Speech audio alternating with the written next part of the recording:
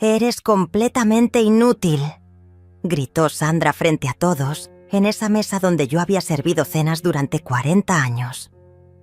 Las palabras cortaron el aire como cuchillos, pero yo solo sonreí. Terminé de masticar mi último bocado de pollo y alcé mi teléfono.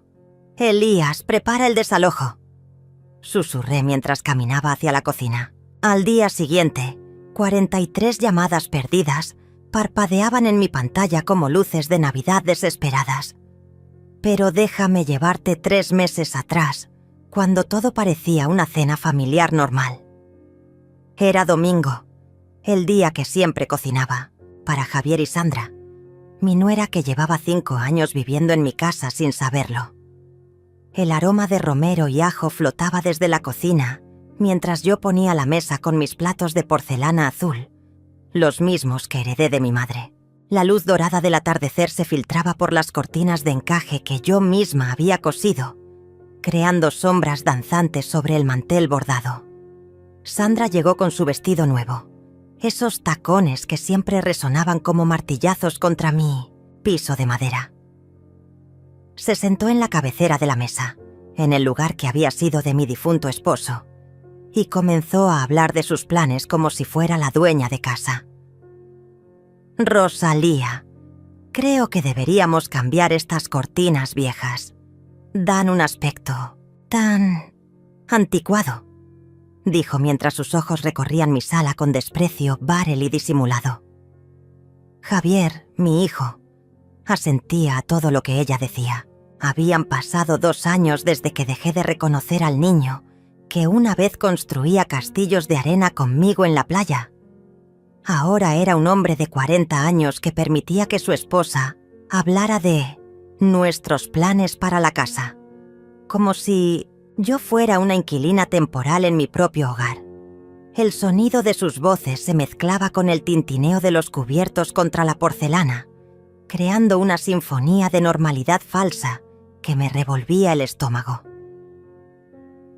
«Mamá, Sandra tiene razón», dijo Javier mientras cortaba su carne. «Esta casa necesita renovación. Estamos pensando en modernizar la cocina, tal vez abrir esa pared para crear un concepto abierto». Sus palabras caían como gotas de lluvia fría sobre mi piel. Yo había pintado esa pared con mis propias manos cuando él era apenas un adolescente.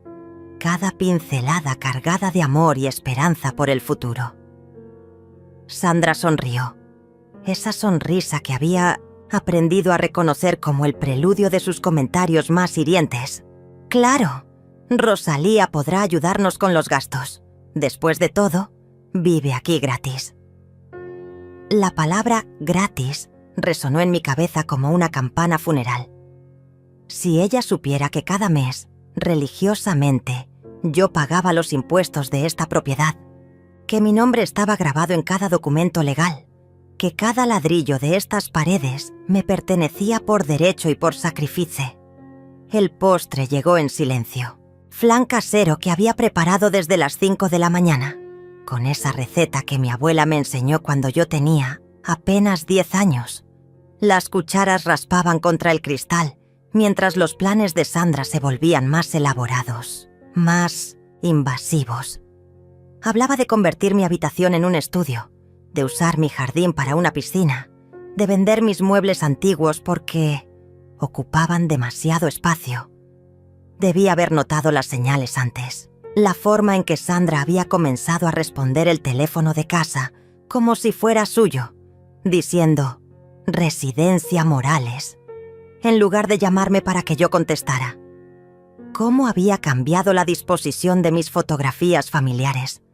Relegando las imágenes de mi juventud a un rincón oscuro, mientras colocaba las suyas en el lugar central de la repisa. Pequeños gestos que, como hormigas, parecían insignificantes solos, pero que juntos formaban una invasión silenciosa. Esa noche, después de que se fueron a dormir, me quedé en la cocina lavando los platos. El agua tibia corría sobre mis manos, mientras observaba por la ventana mi jardín de rosas, iluminado por la luna llena. Cada rosa había sido plantada por mí, cada paz trazado por mis pasos durante décadas de madrugadas solitarias. Esta casa no era solo mi hogar, era mi historia, mi refugio, mi legado. Y alguien estaba tratando de arrebatármela sin siquiera saber que le pertenecía a la mujer que llamaban inútil. Las semanas siguientes se convirtieron en una danza extraña, donde yo observaba mi propia casa transformarse sin mi permiso. Sandra había comenzado a invitar a sus amigas para mostrar la propiedad, como si fuera una agente inmobiliaria presumiendo su nueva adquisición. Las escuchaba desde la cocina, donde yo preparaba café y galletas que ellas consumían, mientras planificaban cambios que jamás habían consultado conmigo.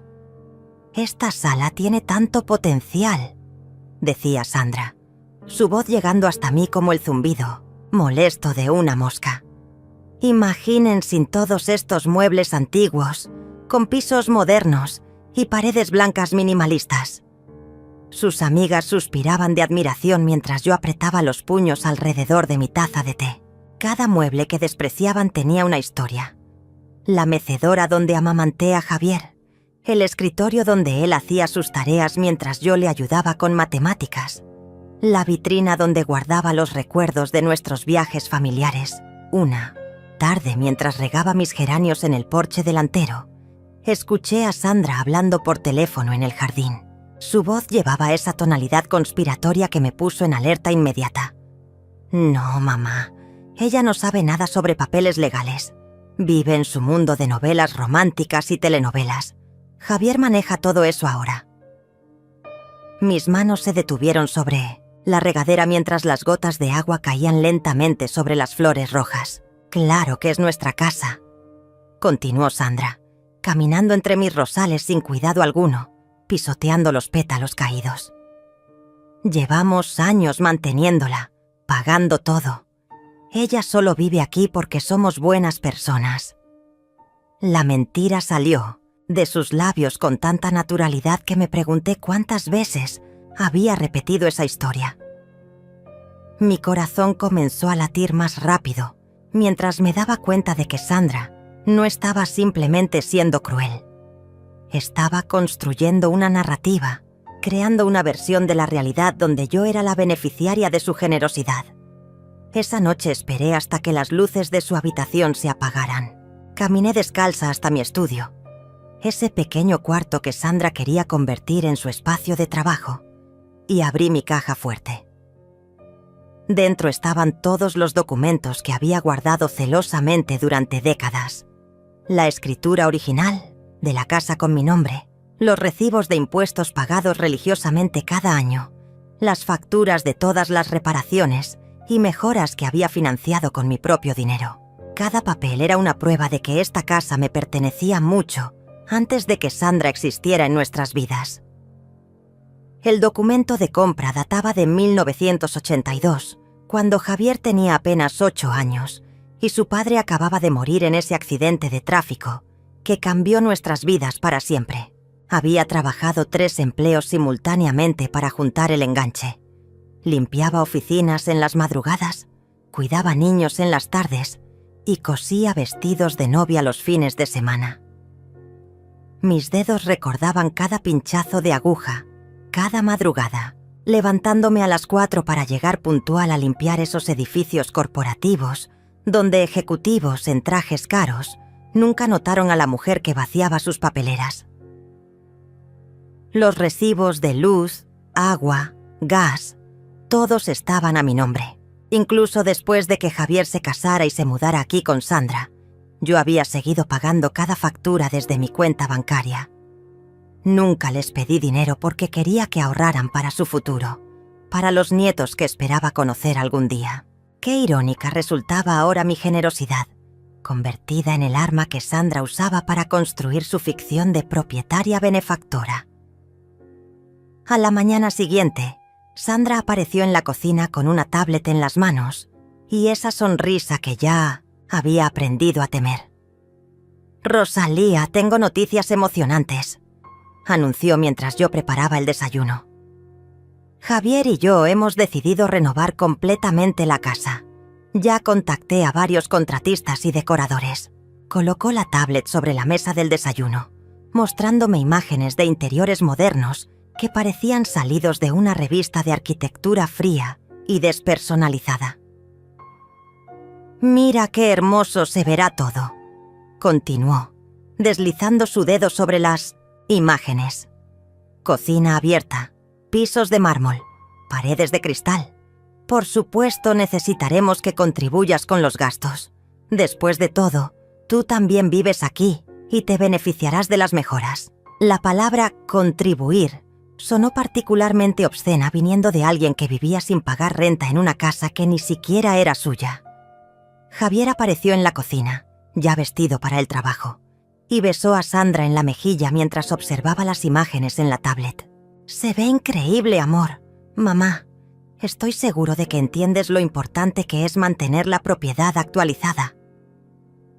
Su voz tenía esa tonalidad patronizing que había desarrollado en los últimos años, como si hablara con una niña pequeña que necesitaba explicaciones simples para conceptos complejos.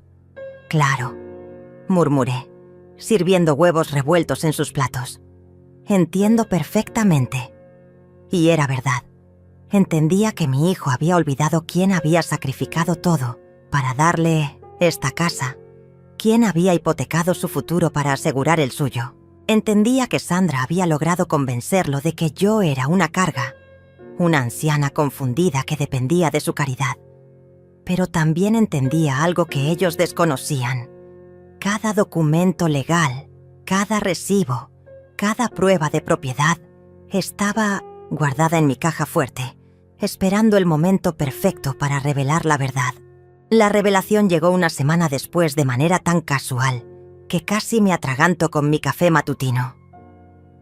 Sandra estaba hablando por teléfono con alguien en la sala, y su voz llegaba hasta la cocina con esa claridad que solo tienen las conversaciones, que no deberían ser escuchadas. «Sí, doctora Herrera. Necesito que venga a evaluar a mi suegra. Creemos que está desarrollando demencia senil». Mis manos comenzaron a temblar mientras sostenía la taza. Desde el marco de la puerta, podía ver a Sandra caminando de un lado a otro, gesticulando con su mano libre como si estuviera dirigiendo una orquesta invisible. No, no es agresiva, pero se está volviendo muy olvidadiza. Ayer se quedó parada en el jardín durante 1 hora, solo mirando las flores, y habla sola constantemente. La mentira era tan elaborada, tan detallada, que me di cuenta de que había estado observándome, catalogando cada uno de mis gestos cotidianos para convertirlos en síntomas de una enfermedad que no tenía. Hablar con mis plantas mientras las regaba se había convertido en hablar sola. Mis momentos de contemplación en el jardín, esos instantes de paz donde procesaba la pérdida gradual de mi hijo, ahora eran evidencia de deterioro mental. «Exactamente, doctora. Por eso necesitamos que venga pronto. Javier y yo estamos muy preocupados por su seguridad y bienestar. Vivir con alguien en esas condiciones se está volviendo complicado». La palabra complicado salió de sus labios como veneno dulce. Pude escuchar el suspiro fingido, esa respiración profunda que acompañaba sus mejores actuaciones de mujer sacrificada. Cuando colgó el teléfono, me escabullí rápidamente hacia mi habitación, el corazón latiendo tan fuerte que temí que pudiera escucharlo desde la sala. Me senté en el borde de mi cama, esa misma cama donde había dormido durante 30 años, y traté de procesar lo que acababa de descubrir. Sandra no solo quería apropiarse de mi casa, quería declararme incompetente mentalmente para justificar su control total sobre mi vida y mis propiedades. Esa tarde, mientras Sandra salía a sus clases de yoga, busqué entre los cajones de su tocador. Sabía que estaba invadiendo su privacidad, pero la urgencia de entender completamente sus planes me superó cualquier escrúpulo moral. Encontré una carpeta manila escondida debajo de sus bufandas de seda, y dentro había documentos que me helaron la sangre. Había impreso formularios para solicitar la tutela legal de una persona mayor incapacitada. Mi nombre aparecía ya escrito, en varios espacios, con la letra cuidadosa de Sandra completando información que solo yo debería proporcionar. Fecha de nacimiento, número de seguro social, lista de comportamientos preocupantes observados en los últimos meses. Cada mentira estaba documentada con fechas específicas y descripciones detalladas de incidentes que jamás habían ocurrido. Sujeto: se encontró desorientada en su propia cocina, incapaz de recordar cómo preparar café, decía una entrada fechada la semana anterior. Yo recordaba perfectamente ese día. Había estado experimentando con una nueva receta de café que había visto en un programa de cocina, mezclando diferentes especias para crear un sabor único. Sandra había entrado a la cocina justo cuando yo estaba probando diferentes combinaciones y aparentemente había interpretado mi creatividad culinaria como confusión mental. Otra entrada describía cómo me había encontrado hablando de manera incoherente sobre personas que no existen.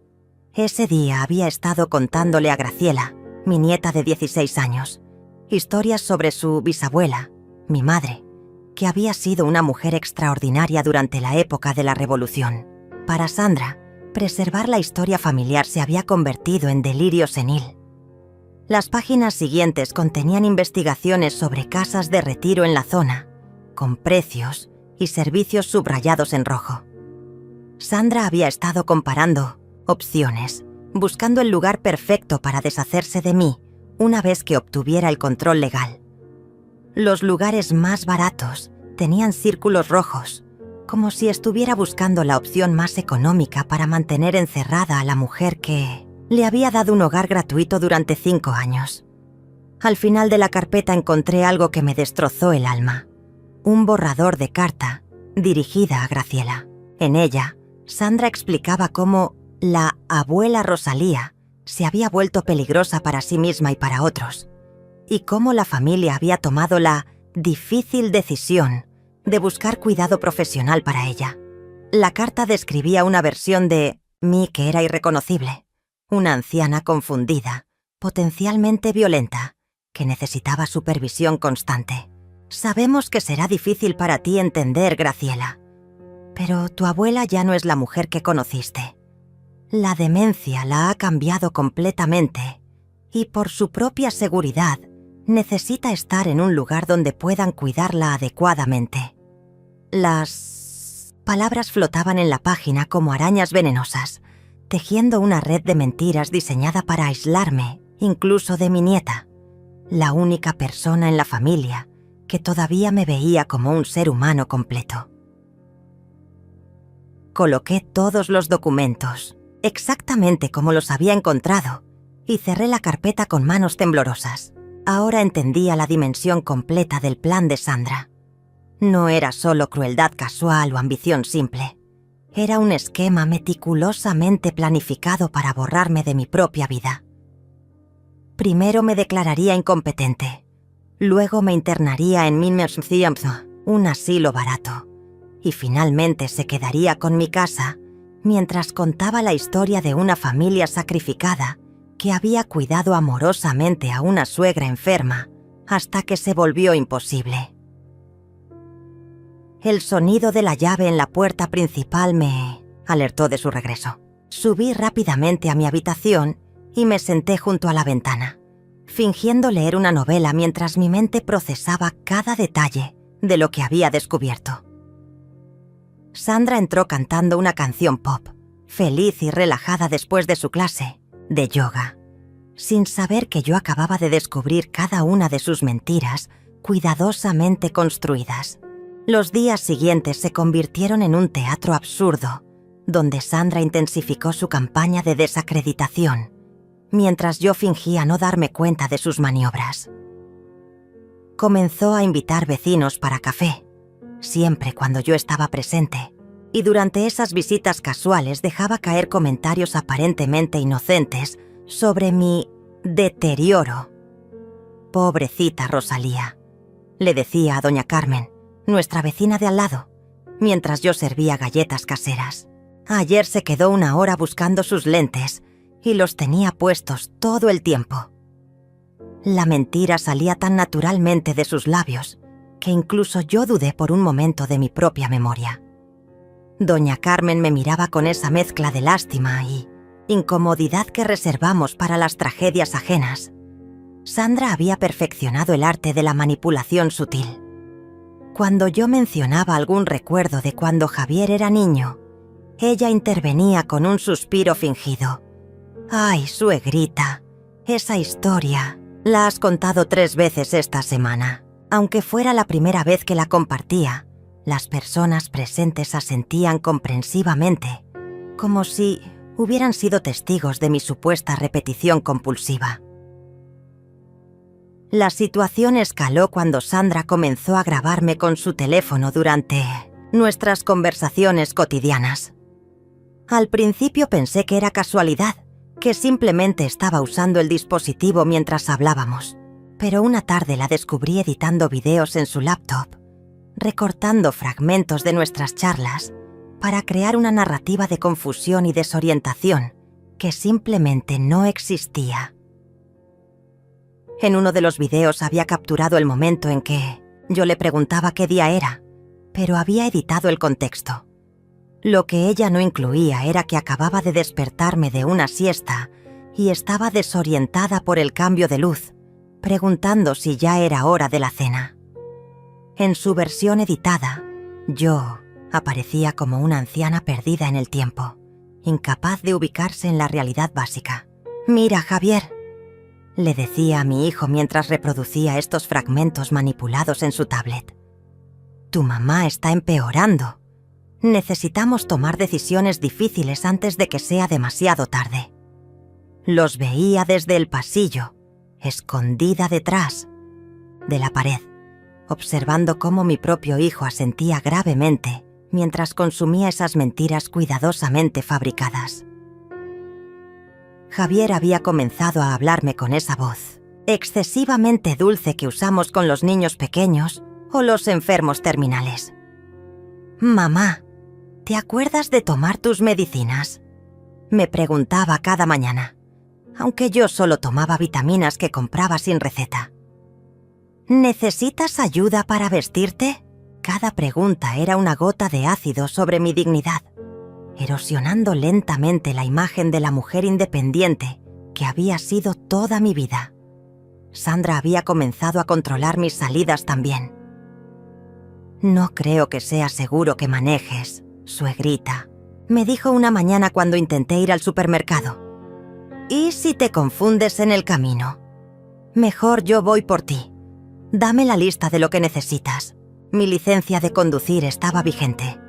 No tenía ningún problema visual ni médico que me impidiera manejar, pero su preocupación fingida sonaba tan convincente que hasta yo comencé a dudar de mis capacidades.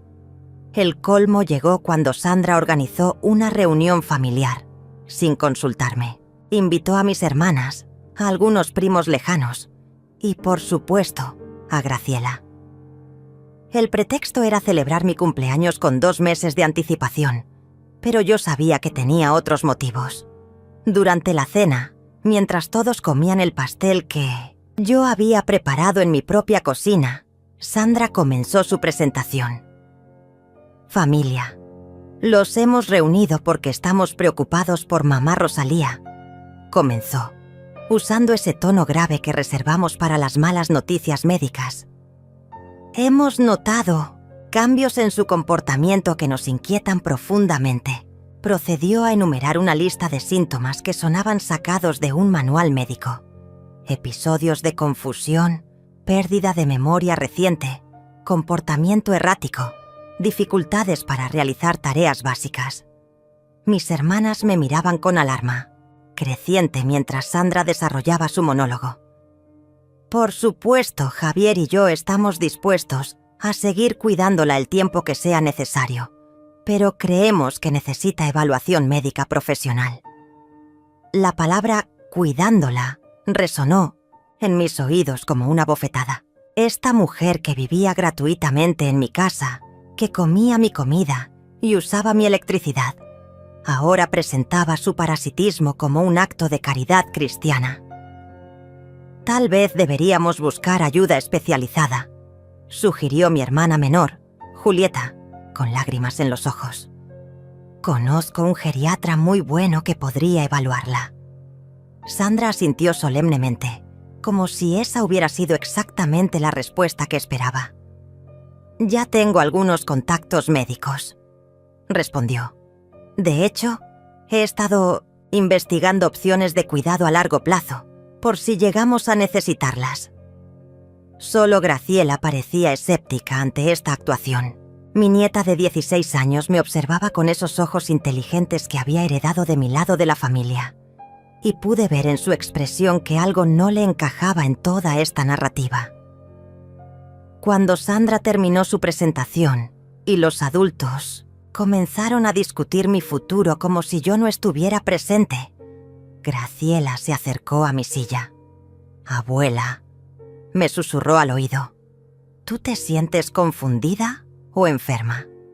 Su pregunta era directa, sin condescendencia, tratándome como el adulto que siempre había sido para ella.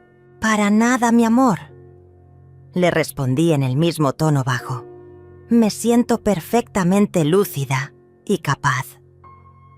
Vi cómo sus ojos se entornaron ligeramente, esa expresión que ponía cuando algo no le cuadraba en sus clases de matemáticas. Esa noche, después de que todos se fueran y Sandra se acostara satisfecha con el éxito de su performance, me quedé despierta en mi cama procesando lo que había ocurrido. Sandra había logrado convencer a mi propia familia de que yo estaba perdiendo la cordura, usando mi bondad y generosidad como evidencia de mi deterioro mental. Cada acto de amor que había realizado durante décadas se convertía ahora en síntoma de enfermedad en la narrativa que ella había construido meticulosamente. La mañana después de la reunión familiar desperté con una claridad que no había sentido en meses. Mientras preparaba mi café en la cocina silenciosa, tomé una decisión que cambiaría todo. Ya no sería la víctima pasiva de este teatro cruel. Era hora de convertirme en la directora de mi propia obra. Mi primer movimiento fue discreto, pero estratégico. Llamé a Elías Mendoza, mi abogado de confianza desde hacía 20 años. El mismo hombre que había manejado la compra de esta casa y todos mis asuntos legales importantes. «Elías, necesito verte urgentemente, pero de manera absolutamente confidencial», le dije mientras Sandra se duchaba en el piso superior. «Por supuesto, Rosalía. ¿Está todo bien?» Su voz llevaba esa preocupación genuina que solo tienen los amigos verdaderos. «Digamos que necesito proteger mis intereses», respondí, eligiendo mis palabras cuidadosamente. «Y necesito que nadie sepa de esta consulta». Elías conocía mi personalidad lo suficiente para entender que si yo pedía discreción absoluta, había razones serias detrás. Acordamos encontrarnos esa misma tarde en su oficina, mientras Sandra estaba en su clase de pilates. Conduje mi auto hasta el centro de la ciudad, disfrutando de cada kilómetro de libertad que Sandra creía que ya no podía manejar. El edificio de oficinas me recibió con su familiar olor a café y documentos legales, un aroma que siempre me había transmitido seguridad y orden. «Rosalía, te ves exactamente igual que siempre», fue lo primero que dijo Elías cuando entré a su oficina. Sus palabras fueron como bálsamo sobre las heridas que las mentiras de Sandra habían abierto en mi autoestima. «Cuéntame qué está pasando». Durante la siguiente hora, le relaté cada detalle del plan de Sandra, desde los documentos de tutela hasta los videos manipulados y la evaluación médica falsa que había programado.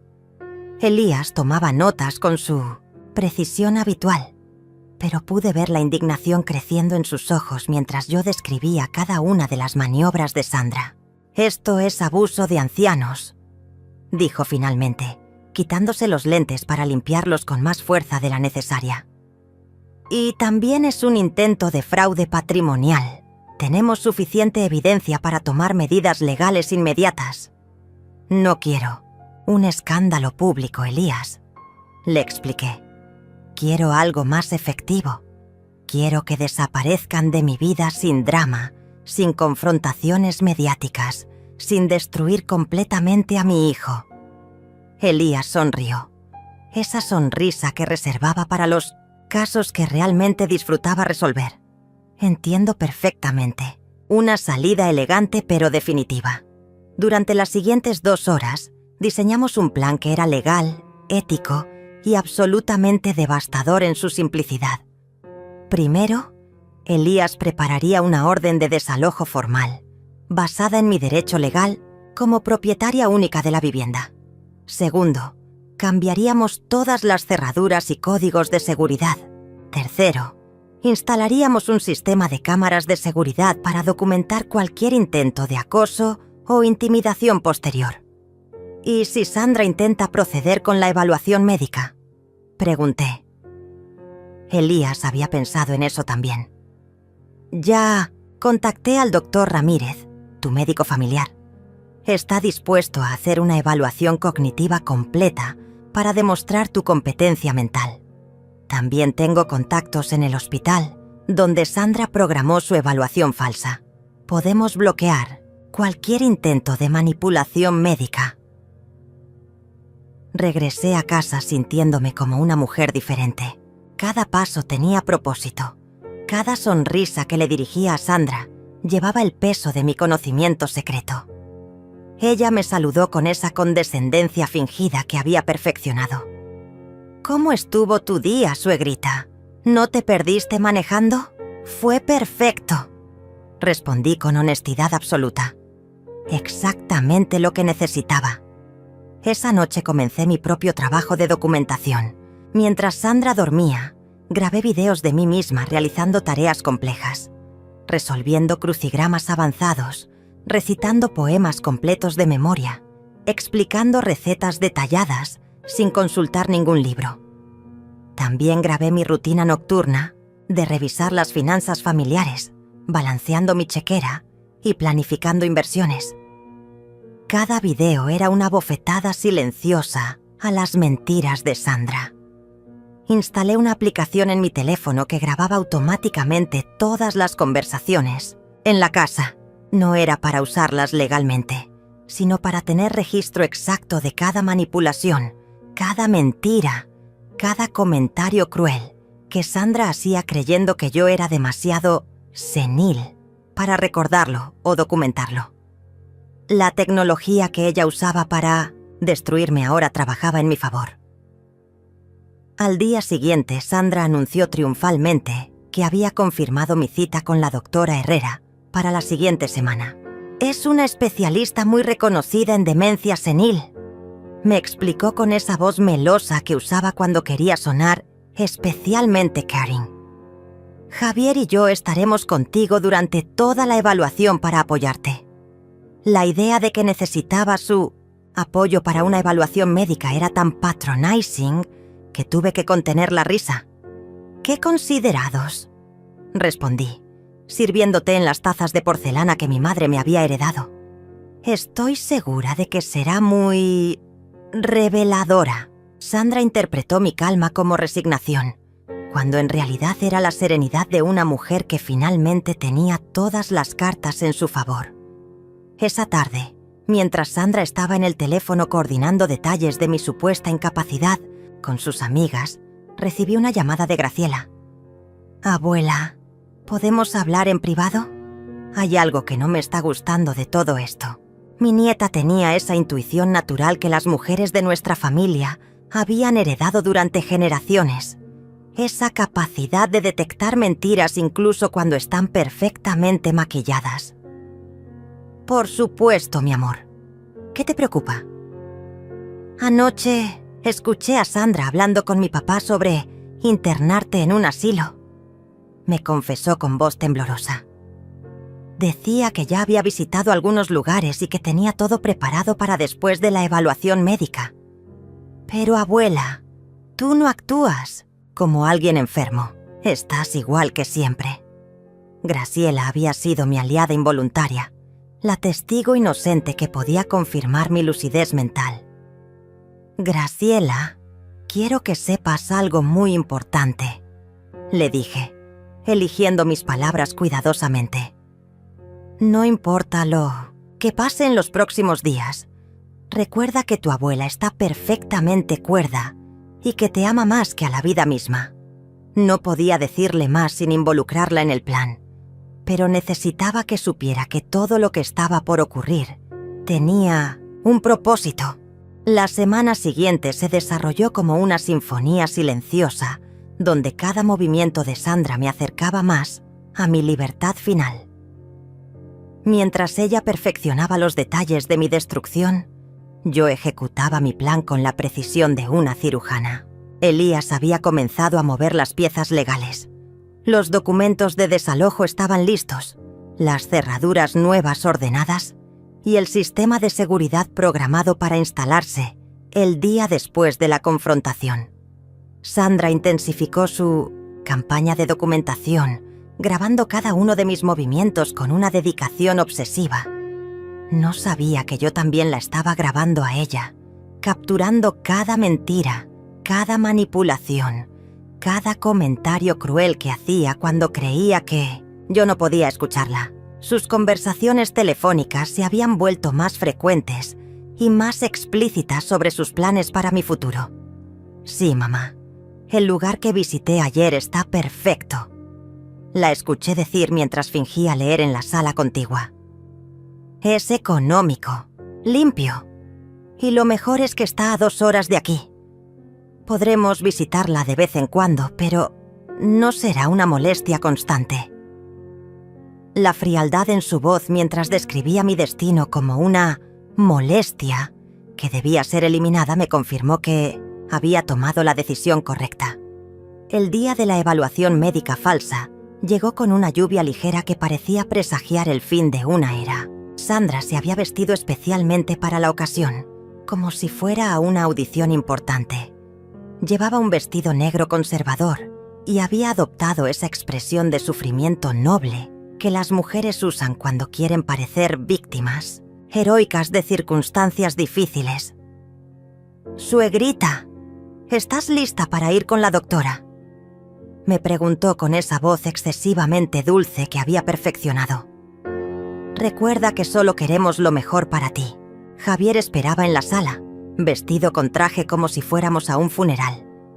En cierto modo, lo éramos. Era el funeral de la ilusión de que yo era una anciana indefensa, que necesitaba ser salvada de sí misma.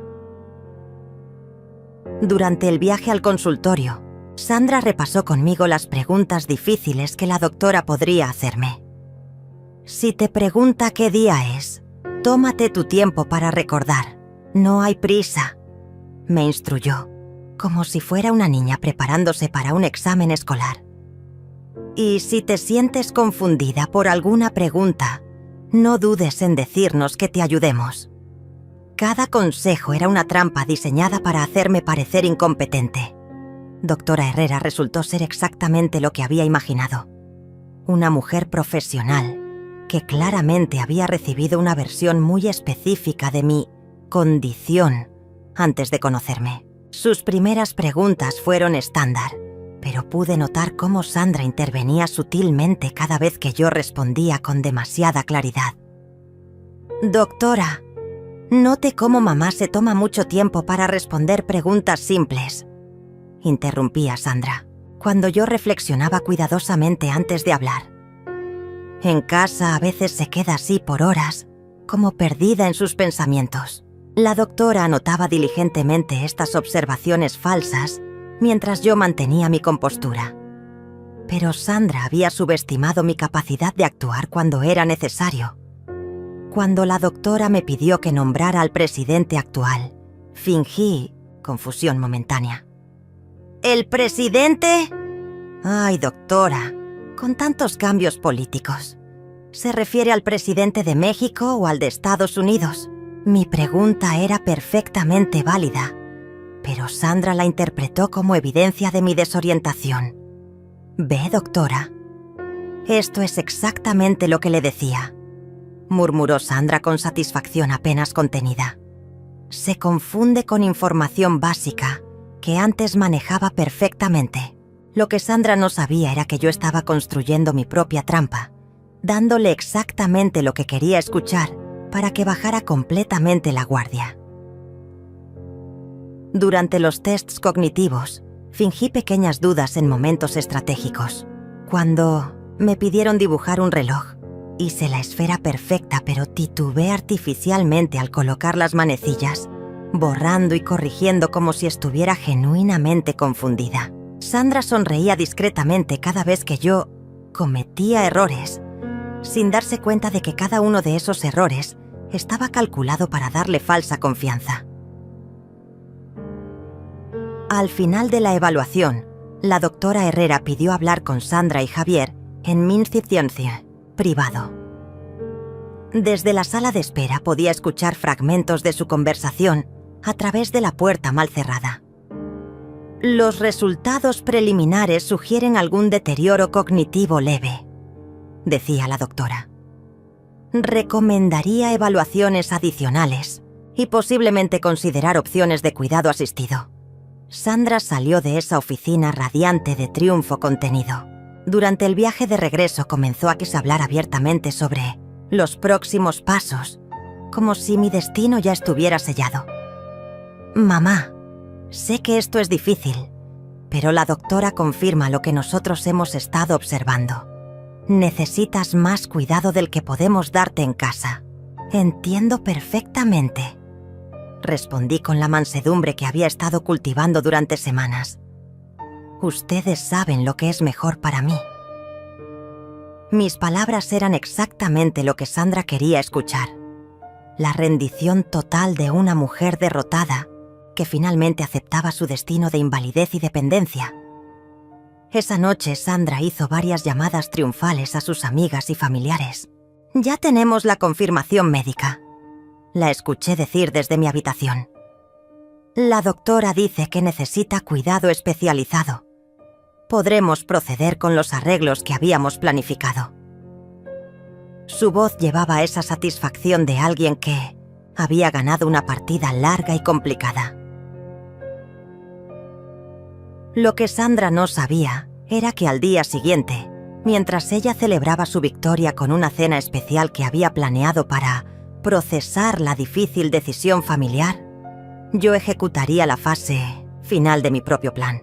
Elías ya tenía todos los documentos preparados, las cerraduras estaban listas para cambiar y el sistema de seguridad se instalaría a primera hora de la mañana. Esa noche me acosté temprano, fingiendo estar abrumada por el peso de mi diagnóstico. Sandra entró a mi habitación para darme las buenas noches y por primera vez en meses, su voz llevaba algo parecido a la gentileza genuine. Mamá, sé que esto es difícil, pero quiero que sepas que siempre tendrás un lugar en nuestros corazones, me dijo acariciando mi frente como si fuera una niña enferma. Gracias, Sandra, susurré con voz quebrada. Eres muy buena conmigo. Fueron las últimas palabras amables que intercambiaríamos. En menos de 24 horas, ella descubriría que la anciana confundida que había estado manipulando durante meses era en realidad una mujer perfectamente lúcida, que había estado 3 pasos adelante de ella desde el principio. La mañana del día D amaneció con un silencio peculiar, como si la casa misma supiera que algo definitivo estaba por ocurrir. Sandra se levantó tarde, relajada por su victoria del día anterior, y bajó a desayunar tarareando una canción, pop que sonaba obscenamente alegre en el contexto de lo que creía haber logrado. Javier ya se había ido al trabajo, sin sospechar que cuando regresara esa noche, su mundo habría cambiado para siempre. «Buenos días, suegrita», me saludó Sandra, con esa nueva dulzura que había adoptado desde mi supuesto diagnóstico. «¿Cómo dormiste? Sé que ayer fue un día difícil para ti. Preparé café para ambas, sirviendo en las tazas de porcelana que había usado durante 30 años de mañanas familiares, sabiendo que sería la última vez que Sandra bebería en mi mesa. Dormí muy bien», respondí con honestidad.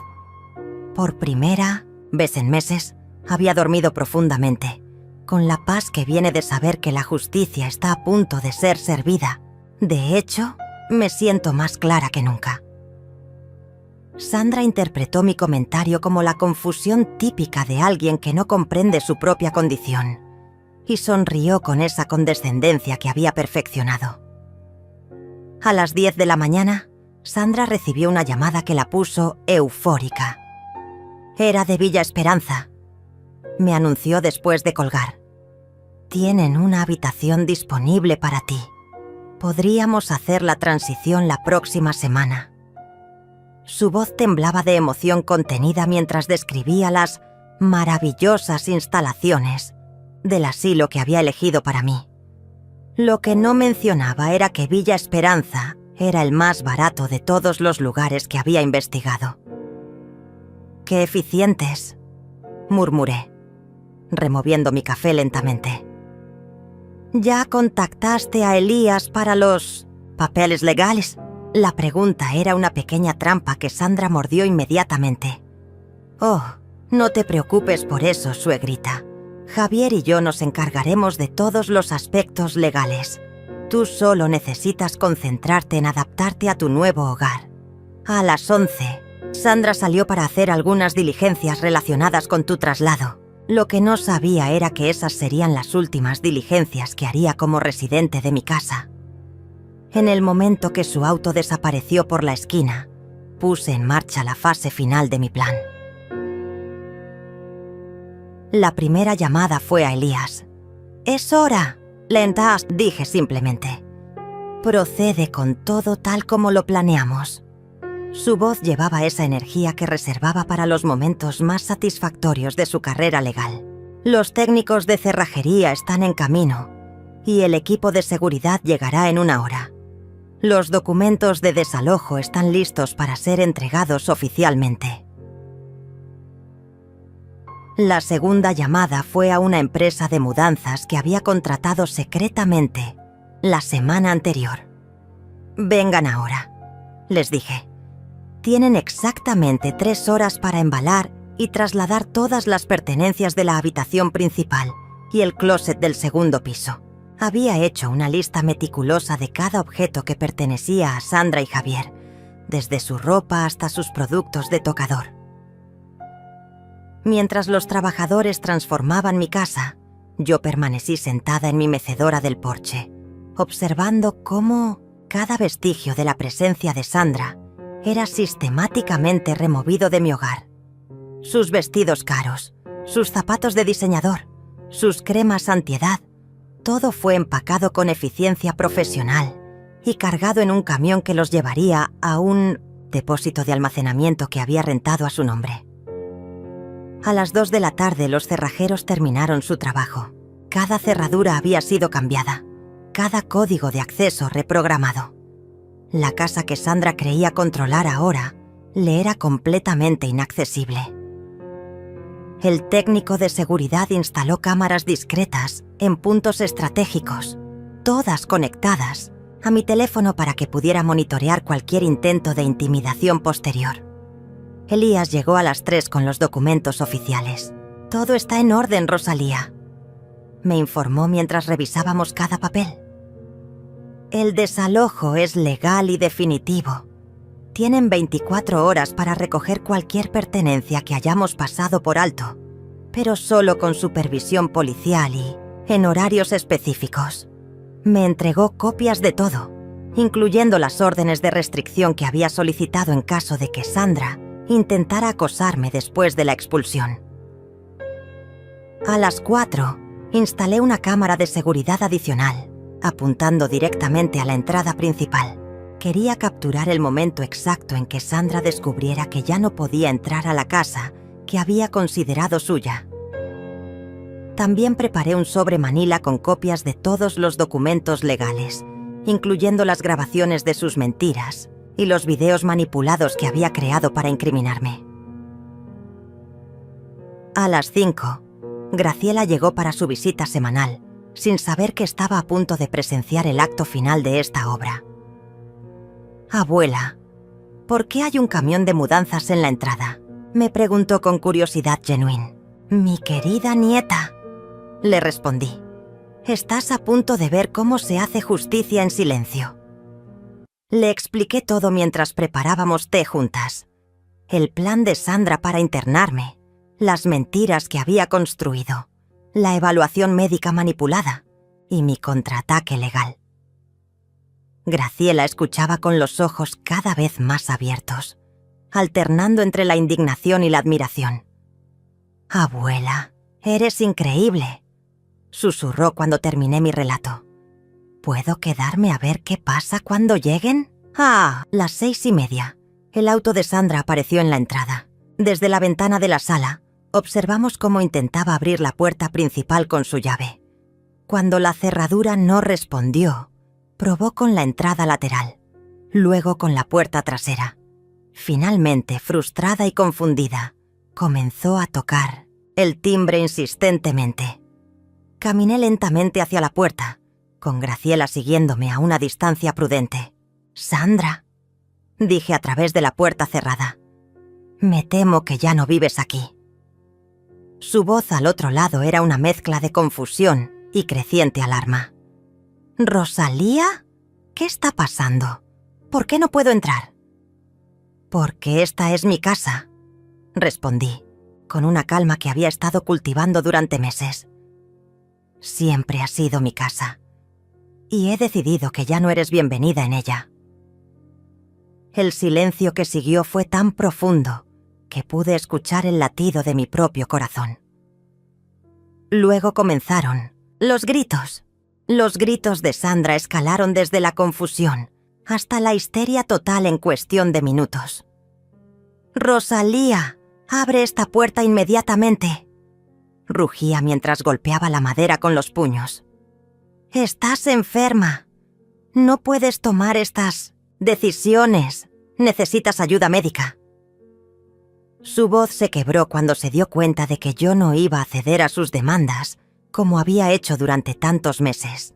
«Sandra», le dije a través de la puerta, manteniendo mi tono sereno y controlado, «encontrarás todas tus pertenencias en el depósito ubicado en la avenida Reforma 847. La llave está debajo del tapete del porche trasero, junto con los documentos legales que explican tu situación actual». Graciela me observaba con admiración creciente mientras yo ejecutaba cada paso de mi plan con precisión quirúrgica. «¡Esto es ilegal!», gritó Sandra, ahora claramente desesperada. «Eres una anciana senil, no puedes expulsarme de mi casa». Su frase reveló finalmente la verdad que había estado escondiendo durante años. Sandra realmente creía que la casa era suya. En su mente manipuladora, había construido una realidad donde su parasitismo se había convertido en propiedad legítima. El teléfono de Sandra comenzó a sonar mientras continuaba golpeando la puerta. Pude escuchar fragmentos de su conversación histérica con Javier. «Tu madre se volvió loca. Me echó de la casa. Cambió las cerraduras. Tienes que venir inmediatamente». Su voz era tan aguda que hasta los vecinos comenzaron a asomarse por sus ventanas, curiosos ante el espectáculo que se desarrollaba en mi jardín delantero. «Abuela», me susurró Graciela, «esto es mejor que cualquier telenovela». Su comentario me hizo sonreír por primera vez en meses, con genuina alegría. Mi nieta tenía razón. Había algo profundamente satisfactorio en ver cómo Sandra experimentaba la impotencia que yo había sentido durante tanto tiempo. A las 7:30, Javier llegó corriendo desde su trabajo, todavía vestido con su traje de oficina, pero con el cabello revuelto por la urgencia. «¡Mamá!», gritó mientras corría hacia la puerta. «¡Abre inmediatamente! ¿Qué le hiciste a Sandra?». Por primera vez en años, su voz llevaba esa autoridad paternal que solía usar conmigo cuando era niño, y creía que podía regañarme por mis decisiones. «Javier», respondí con la misma calma que había mantenido con Sandra. «Tu esposa vivía en mi casa sin pagar renta. Planeaba internarme en un asilo con diagnósticos médicos falsos y había comenzado procedimientos legales para declararme incompetente mentalmente. Decidí que era hora de que encontraran su propio lugar para vivir». El silencio que siguió fue diferente al de Sandra. Pude sentir que Javier estaba procesando información que no encajaba con la narrativa que su esposa había construido. «Mamá, Sandra me dijo que la doctora confirmó que tienes demencia senil. Necesitas cuidado especializado». La doctora fue engañada con información falsa, expliqué pacientemente. Mañana recibirás una copia de mi evaluación médica real, realizada por el doctor Ramírez, que confirma que estoy en perfecto estado mental. También recibirás copias de todos los documentos que Sandra preparó sin mi conocimiento, incluyendo los formularios de tutela y los videos editados que creó para hacerme parecer incompetente. Pude escuchar a Sandra susurrándole urgentemente a Javier, probablemente tratando de mantener control sobre la situación que se le escapaba de las manos. Pero Javier había comenzado a hacer las preguntas correctas. «Sandra, ¿de qué documentos habla mi madre? ¿Qué formularios de tutela? Son para su propio bien», gritó Sandra, perdiendo completamente la compostura que había mantenido durante meses. «Tu madre está enferma. Yo solo traté de protegerla de sí misma». Su admisión involuntaria de haber preparado documentos legales sin mi consentimiento fue exactamente lo que necesitaba que Javier escuchara. «Javier», continué, «en el sobre que está debajo del tapete encontrarás también grabaciones de audio donde Sandra planifica mi internamiento, describe cómo manipular evaluaciones médicas y explica su plan para quedarse con mi casa una vez que yo esté fuera del camino. Te sugiero que las escuches antes de tomar cualquier decisión sobre quién está diciendo la verdad aquí». El teléfono de Sandra sonó nuevamente. Esta vez era evidente que hablaba con alguien de Villa Esperanza, probablemente cancelando mi reservación, ahora que su plan se había desmoronado. «Sí, ha habido un cambio de circunstancias», la escuché decir con voz estrangulada. «La señora ya no necesitará la habitación. Además», agregué dirigiéndome tanto a Javier como a Sandra, «mañana por la mañana recibirán una visita de mi abogado y un oficial de policía para formalizar la orden de desalojo. Tienen prohibido acercarse a esta propiedad después de 1900, excepto para recoger cualquier pertenencia que hayamos pasado por alto, y solo bajo supervisión legal». La realidad de su situación finalmente golpeó a Sandra como un tsunami. Sus gritos se convirtieron en sollozos desesperados mientras se daba cuenta de que había perdido no solo la casa, sino también el control total que había ejercido sobre mi vida durante años. «No puedes hacernos esto», lloraba. «Somos familia. Te cuidamos. Te dimos un hogar. Sandra», dije con una firmeza que sorprendió incluso a Graciela.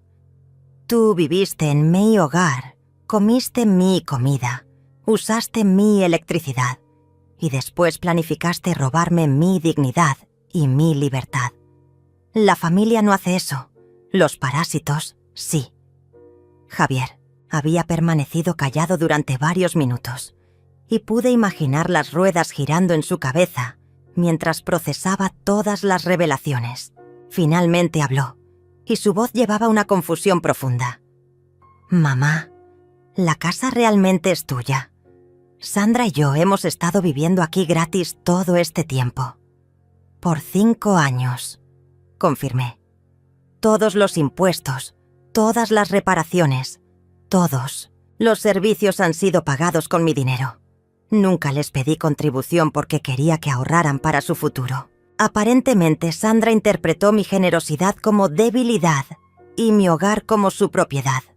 El auto de Sandra finalmente se alejó esa noche, seguido por el de Javier, ambos dirigiéndose al hotel donde tendrían que quedarse mientras procesaban la nueva realidad de sus vidas.